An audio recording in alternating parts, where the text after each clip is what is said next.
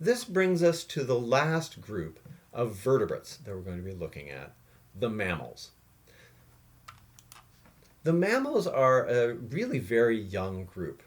Despite the fact that mammals first arose only about 150 million years ago, they have become incredibly diverse. They've taken on a radical variety of interesting forms. There are 4,800 species of mammals today, and they have filled all sorts of ecological niches, from tiny insectivores to giant whales, from flying bats to sprinting cheetahs, and pretty much everything in between. They tend to be very active and very agile. They also tend to be very intelligent. And this leads to a tremendous variety of mammal behaviors that are more complicated and more interesting than the behaviors of pretty much anything else. There are essentially no organisms that can match the complexity of behavior and the intelligence of mammals, with the exception of certain birds and of very few invertebrates, such as some cephalopods. The ancestors to the earliest mammals were these organisms here called therapsids. They were reptile-like, but they are not descended from the most recent common ancestor of all of the reptiles. These existed about 300 million years ago. And if you go to the Harvard Museum of Natural History, I encourage you to do this, and take a look at the skeletons. They've got a great example of a therapsid skeleton that shows one of the key innovations that we see in mammals today. They have a very different posture. Lizards have the legs kind of sprawling out to the side. They're essentially, the legs are spread out laterally. Mammals, on the other hand, have the legs underneath the body, so the weight is sitting on top of the limbs. And this allows mammals to stride in a much more efficient fashion. They can run much more quickly than animals like, say, this large varanid lizard. By 250 million years ago, you had another group of mammal ancestors called the cynodonts.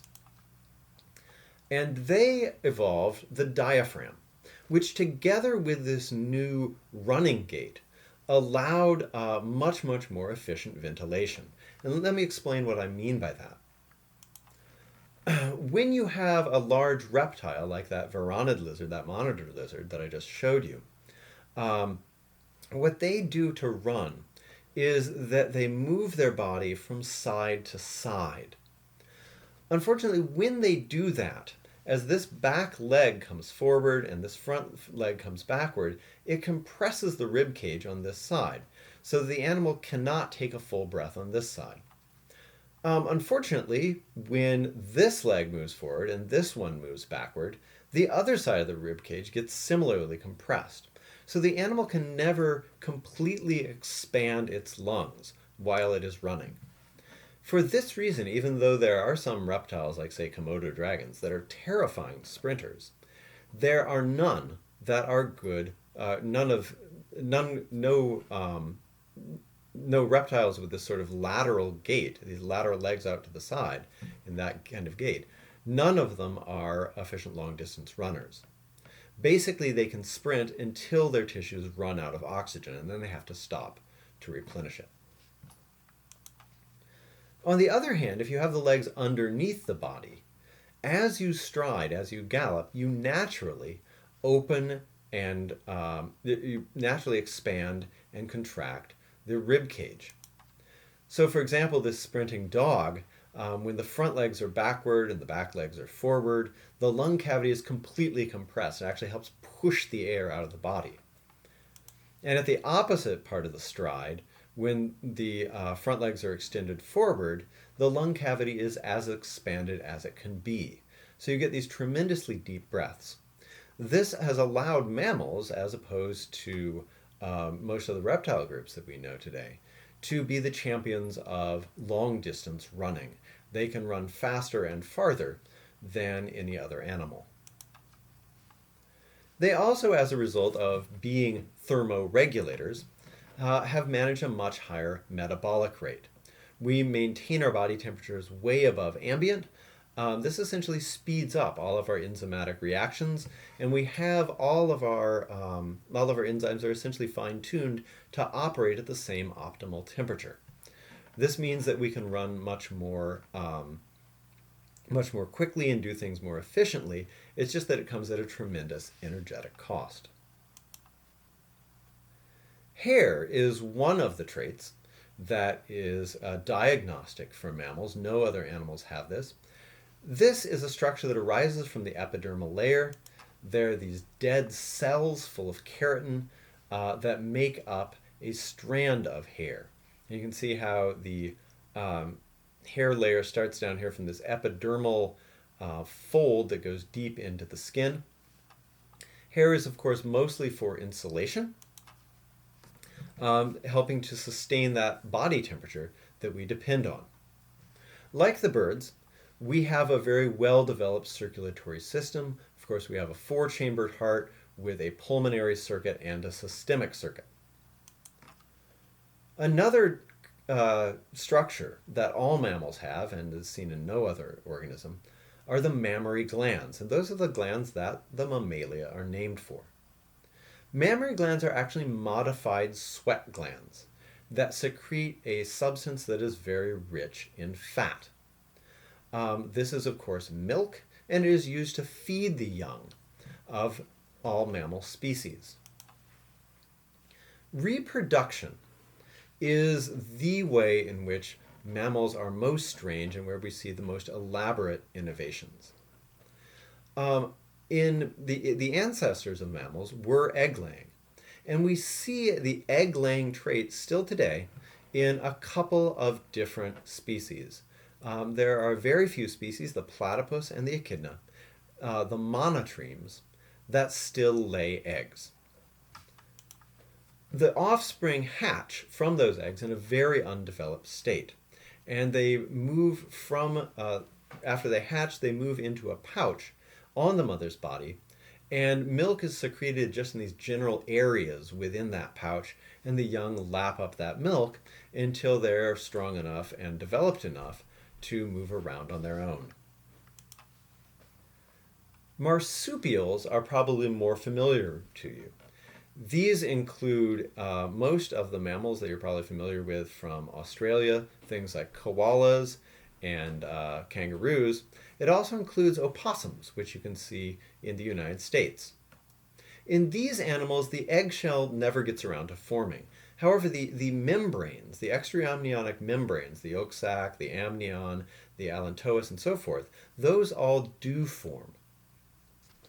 When the offspring is within the mother, it is fed from the yolk sac, but it emerges from the mother in a very, very undeveloped form. What it then has to do is, once it emerges from the mother's uterus, it grabs a hold of her hair and pulls itself along until it finds her pouch. It then moves into her pouch and nurses from the mammary glands within that pouch until it is large enough to survive on its own. From there, there's another further evolutionary innovation which basically did away with the development of the baby outside the body almost entirely. In the placental mammals, which are also known as the eutherians, the extraembryonic membranes form inside the mother, and then those membranes sort of fuse with the lining of the uterus, and they interdigitate. Basically, they're folds of extraembryonic membranes and folds of placental tissue that mesh together like this to form a structure that is called a placenta. The placenta is highly vascularized. That is, there's a lot of circulatory vessels from the mother on the one side and from the developing embryo on the other side, and they exchange nutrients and gases at that interface in the placenta.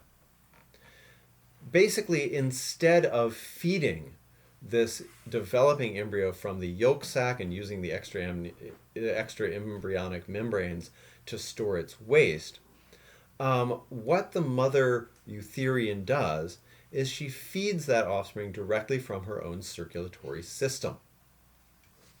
And in this way, the offspring is retained within the mother's body for a much longer period of time.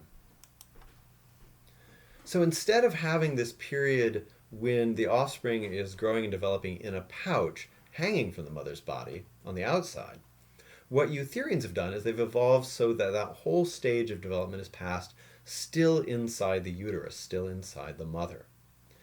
When it is actually born, that offspring may still be pretty helpless, like, say, a human infant is. It may still need to be cared for a very long time outside of the mother before it's able to be independent. But there are some mammals where the baby is born and within maybe a few minutes, it is essentially able to walk and run and, if not completely take care of itself, then at least function on its own. The mammals, despite their relative youth, despite the fact that the mammal clade has been around for such a short time, they have attained some incredible new kinds of diversity, some of which have never been seen on Earth before. The largest animals that have ever existed are mammals. They're whales. The whales are much bigger. The biggest whales are much bigger than the biggest dinosaurs ever were. And in addition to going back to the water and taking up many, many forms on land, mammals can also be found in the air. Again, this is something that happened over a very short period of time, evolutionarily speaking, as you have small insect-feeding mammals on the ground becoming small insect-feeding mammals that can fly and can hear well enough to fly in the total darkness. And last but certainly not least, mammals are capable of extremely complex behavior, including social behavior.